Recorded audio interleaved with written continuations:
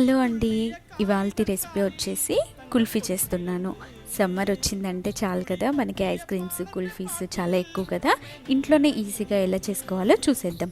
ముందు పాలను వేడి చేసుకోవాలి. అది వేడయ్యేటప్పుడు మిల్క్ పౌడర్ని కూడా యాడ్ చేసుకోవాలి. ఇందులో కొన్ని పాలు వేసి ఉండలు లేకుండా కలిపేసుకుని పాలలోకి వేసుకోవాలి. మీ దగ్గర కుంకుమ పువ్వు ఉంటే కుంకుమ పువ్వును కూడా వేసేసి ఇలా కలిపేసుకోండి. పాలు మాత్రం బాగా చిక్కబడే వరకు కలుపుతూ ఉండాలండి. ఇలా కలుపుతూ ఉంటేనే మనకి ఆ టేస్ట్ తెలుస్తుంది.